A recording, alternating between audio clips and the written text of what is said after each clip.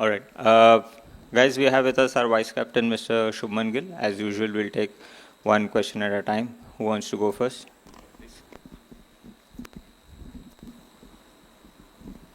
Hi Shubman, all the best for the final.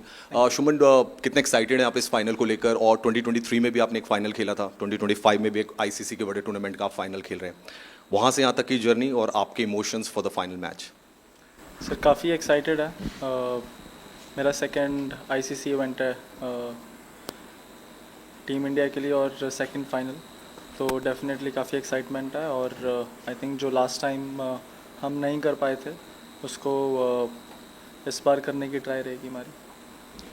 शुभन, बोला जाता है कि ये और एक मैच है, इस तरीके से हम खेलना चाहेंगे, लेकिन सबको पता है फाइनल मैच फाइनल होता है।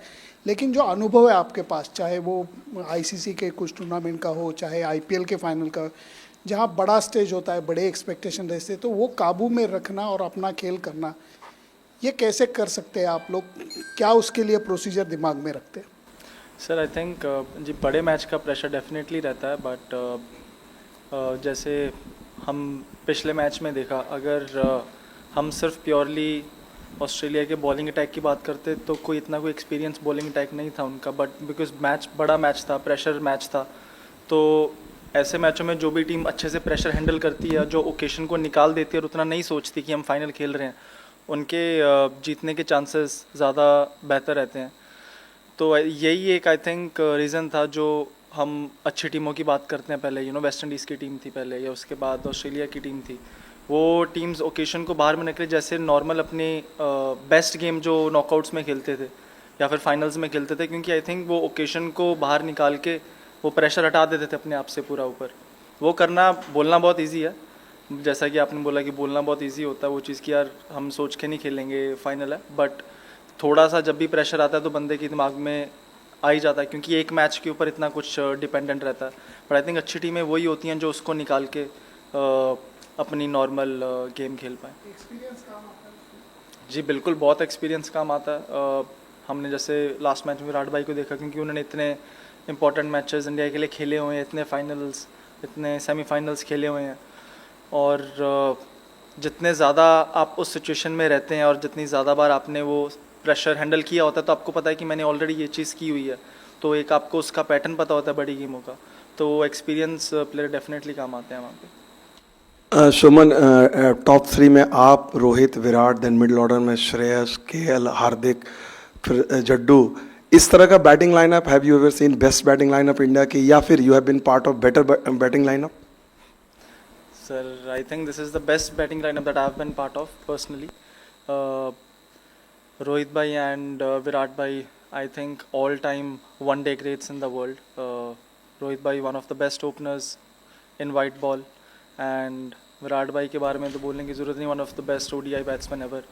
तो इनके बीच में बैटिंग करने का, और नीचे हमारे पास श्रेयस कितनी अच्छी फॉर्म में है, केएल भाई, हार्दिक भाई, जड्डू भाई, तो आई थिंक जो हमारी बैटिंग में डेप्थ है वो ऊपर वाले जो बैट्समैन उनका काम थोड़ा ईजी कर देती है। हम थोड़ा ऊपर से और फ्रीली खेल सकते हैं, बिकॉज हमारे पास इतनी डेप्थ है। और आई थिंक ये एक चीज़ है जिसमें पहले बीच में हम थोड़ा स्ट्रगल करते थे, बैटिंग में उतनी डेप्थ नहीं होती थी, तो ऊपर वाले बैट्समैन के ऊपर थोड़ा ज़्यादा प्रेशर रहता था कि लंबा स्कोर करने का। बट आई थिंक जो हमारी इस टाइम बैटिंग में जो डेप्थ है वो हमको अलाउ करती है कि ऊपर से हम थोड़ा और फ्रीली खेल सकें।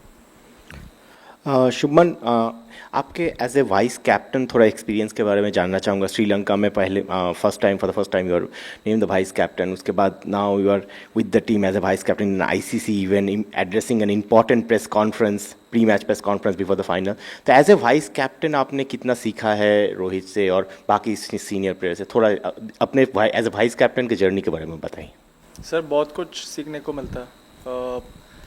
When you are with the team as a player, obviously you have a responsibility as a batsman, as a fielder, but when an added responsibility is given to you, it's very important for me to know how the other players are feeling on the field, if they are thinking the right way.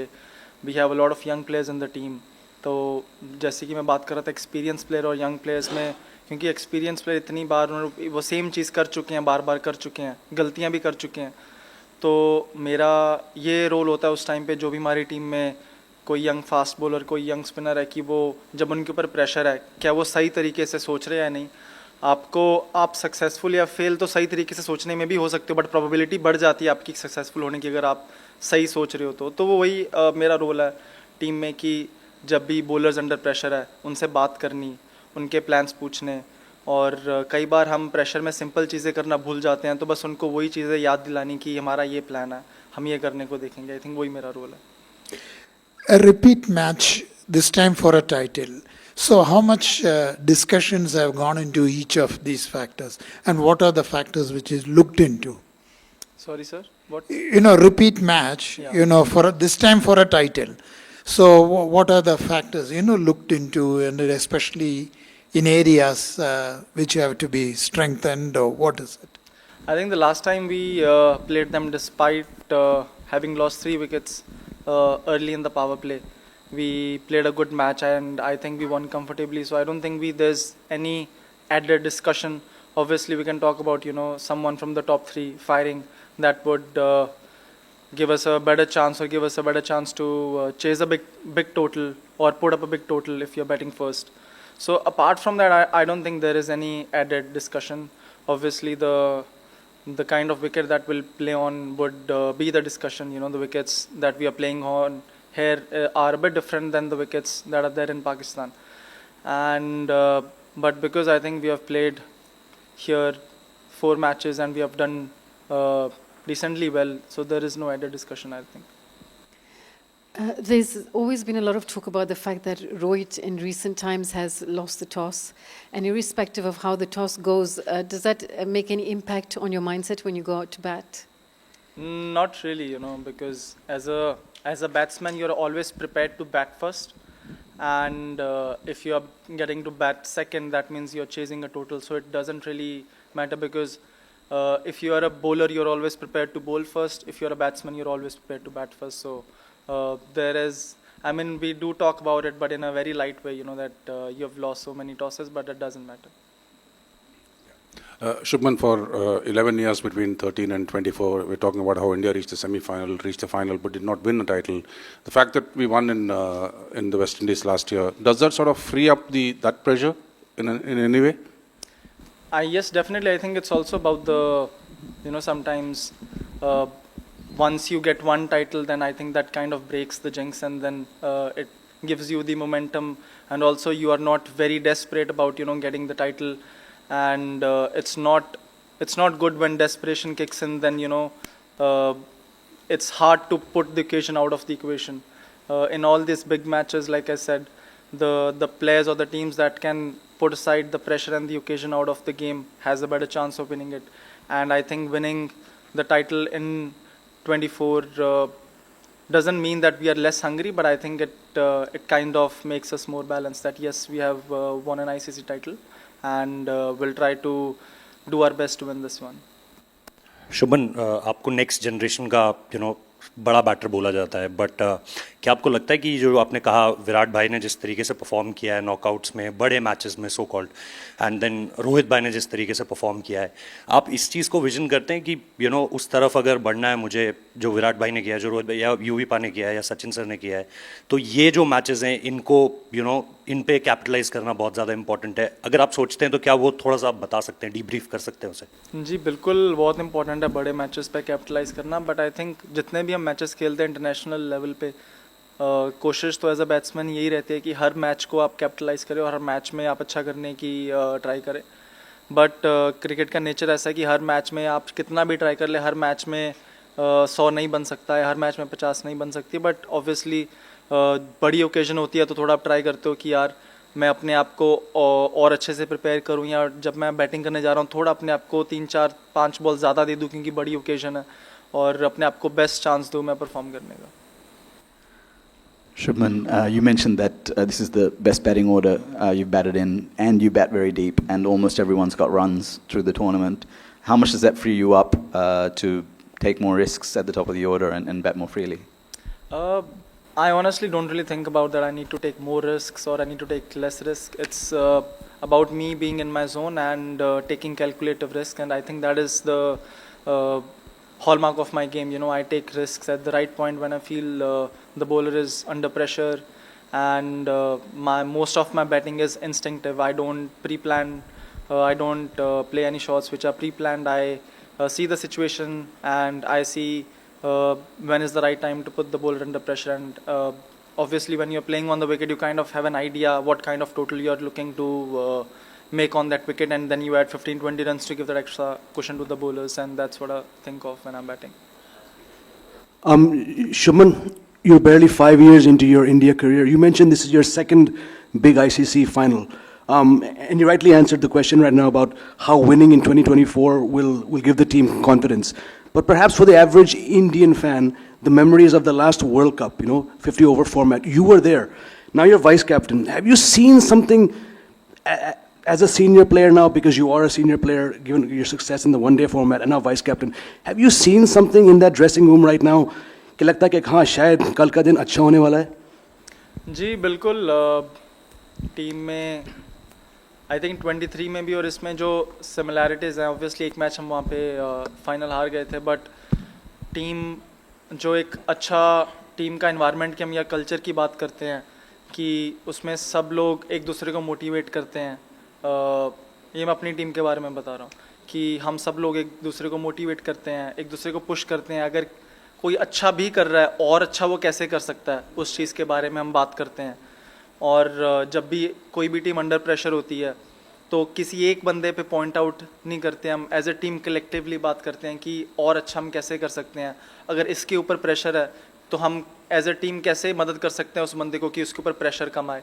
तो I think ये सब चीज़ें उतनी match में नहीं दिखती है. Match में परफॉर्मेंस दिखती है, बैटिंग दिखती है, बॉलिंग दिखती है, बट ये सब चीज़ें भी उतना ही ज़रूरी है जितना एक 100 या 5 विकेट या 4 विकेट निकालना. तो ये जो हमारा टीम का एनवायरनमेंट है या फिर ये जो कल्चर है, ये भी बहुत बड़ा रोल प्ले करता है आई थिंक हमारे सक्सेस में. Shubman, you just talked about staying in the zone and finding that zone. Over the years, you've never come out of the nets. Even today you were batting, yesterday you were batting. So could you just talk about your training sessions and what triggers that point where you find that zone?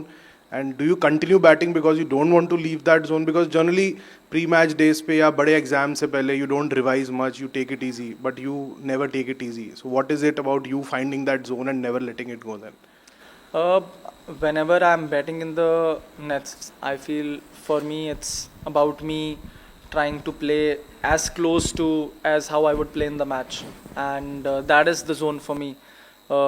Sometimes we bat in the nets and we aren't really thinking about the situation. We just want to bat well, but more often than not, in an important match, there might be a chance that you're not hitting the ball well.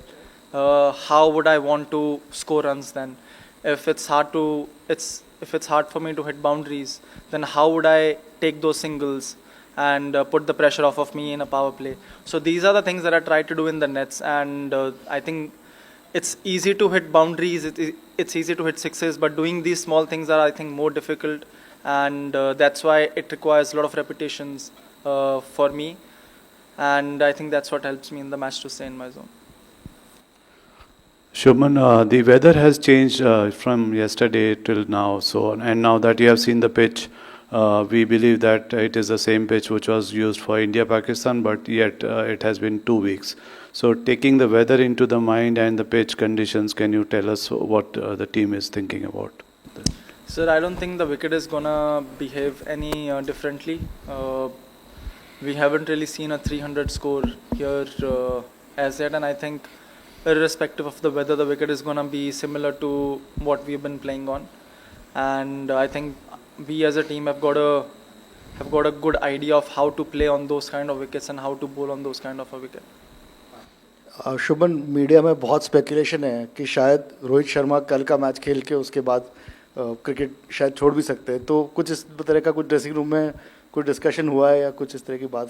नहीं sir, ऐसा तो अभी तक तो सारी discussion हमारी match जीतने की हो रही है, चैंपियंस ट्रॉफी जीतने की बात हो रही है, एंड इस तरीके के मतलब इस डिसीजन के बारे में टीम के साथ या मेरे साथ तो कोई बात नहीं हुआ, एंड आई डोंट थिंक कि रोहित भाई भी इसके बारे में अभी ज़्यादा सोच रहे होंगे.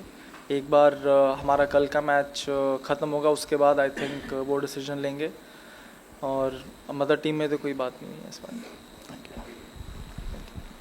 दिखाना चाहिए.